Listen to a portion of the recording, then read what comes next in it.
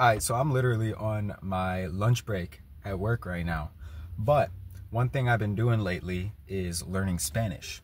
And so for a minute now, I've wanted to make a video just talking about what my process is and just how it's going, generally speaking, just so, I can share it with you guys because, we all like to share things, and I have a YouTube channel, so I might as well share some stuff, right? Okay, so here's my process for learning Spanish. And first, let me start by saying it's been going pretty well. I feel like I've been progressing a lot, and it's mostly just been due to consistency. No matter what the process is, besides Duolingo, as long as you're doing it consistently, you're going to see some results. And even though I knocked it, that is true for Duolingo as well. Just Duolingo is super slow, which is why I don't use it.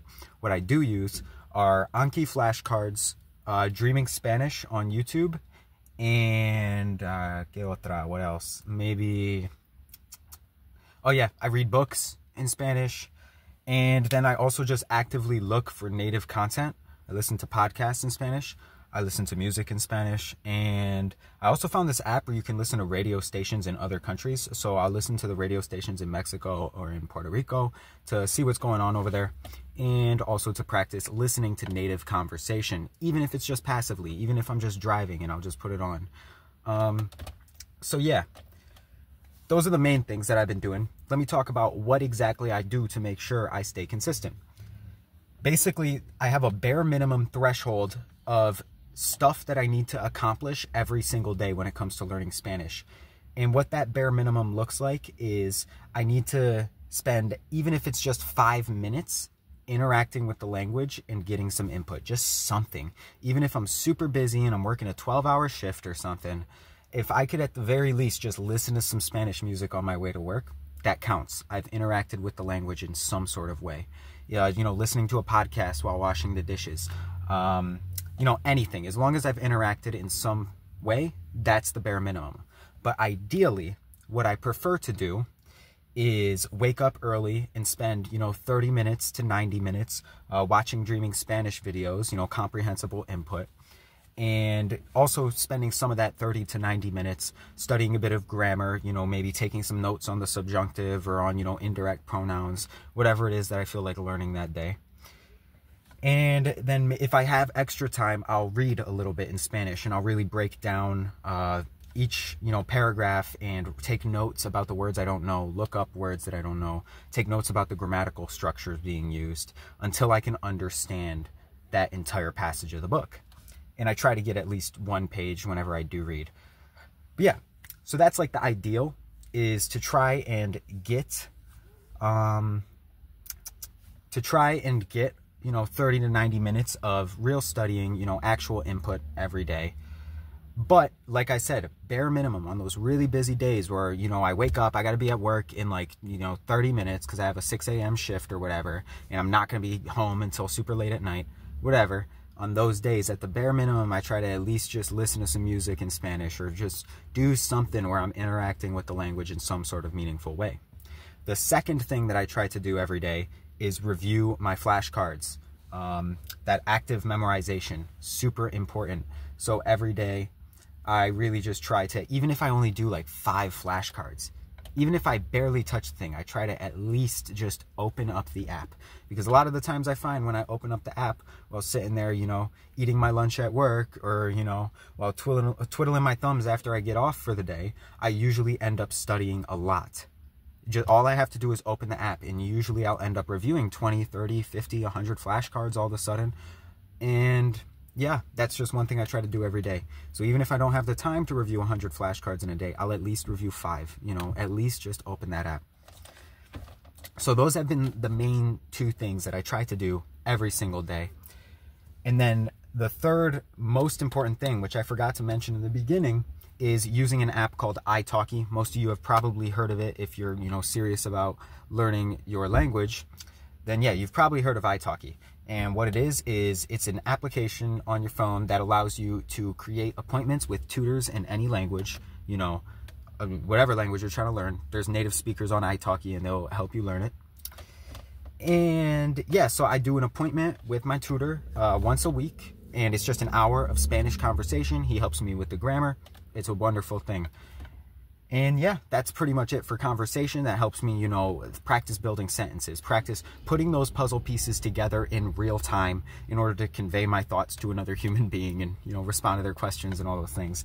And because it's a paid tutor, you don't have to feel bad about making mistakes. You don't have to feel bad about, you know, messing up or, you know, not knowing something, because you're literally paying them for their time. So they're gonna help you, you know, it's their job. They're gonna help you, they're gonna show you the grammar. As long as they're a good tutor, they'll show you the grammar. And yeah, wonderful application. So I do that once a week. Sunday, that's my day to do italki because it's my day off of work. So yeah, those are the main things I've been doing. And so far, I'd say it's been going pretty well. So what level am I at and how long has it taken? Well, I studied Spanish for a little bit a couple of years ago for like a month, and then I stopped because I tried talking to native speakers and got my ass handed to me. So that scared me away for a while. Then I did Duolingo for like another month and it was okay. You know, maybe like 6 months ago or something in early 2024. And then it was recently in September that I found Dreaming Spanish, and that's when I really started to take off. I had a lot of foundational knowledge built up, not only through Duolingo, but over the course of my life, because there's Spanish speakers in my family, there's Spanish speakers all around my city. So I had a lot, and Spanish classes in high school too. So I've had a lot of input throughout my life. Even if it wasn't comprehensible, I, you know, was familiar with the language. Whereas, so when I started in September, I already had that foundation, and finding Dreaming Spanish really accelerated me. And so now it's the start of November, basically. It's October 30th as I'm filming this. And I'm semi-conversational. I can sit down and have a conversation with my italki tutor, and even if I can't fully express myself and I don't know everything he says, we're still able to communicate using almost no English. And there will be times at work where, you know, let's say I'm interacting with someone who doesn't speak English, I'm able to hold a very basic conversation with them and help them out a little bit in whatever it is that they need. And that's after 2 months of studying every day, maybe a total of 2 extra months here or there throughout my life where I was on and off interested in Spanish in my free time. And, you know, taking Spanish classes in high school and having Spanish speakers in my area, yada, yada, yada. So all of that has added up to being semi-conversational now, 2 months into studying it seriously. So yeah, that's been how it's been going. Once I'm a little bit more conversational, I plan to make a video where I'm speaking only in Spanish and, you know, document my progress a little bit more in depth. But right now, I don't think I can really make that video. It would just be a lot of pauses. It wouldn't be very well worded or well laid out. I just don't really think my Spanish is at that level yet. But I did want to make this video just because I've been interested in languages lately, and I don't know if y'all are or not. I don't know. So yeah, if you're thinking about learning a second language, those are the main things I'd recommend. Just get a little bit of input in the language every day. Just even if it's only for a couple minutes, just something, some sort of input. And just do some sort of active memorization practice every day. For me, I like Anki flashcards because you can make your own. So, you know, whatever I was trying to say in conversation with my tutor, I put it in the flashcard app and review that. And then the third thing is to use italki or some other sort of, you know, tutoring software. And I like that more than apps like Speaky, where you just find a person who's also learning the language and then call them and make friends with them in your free time.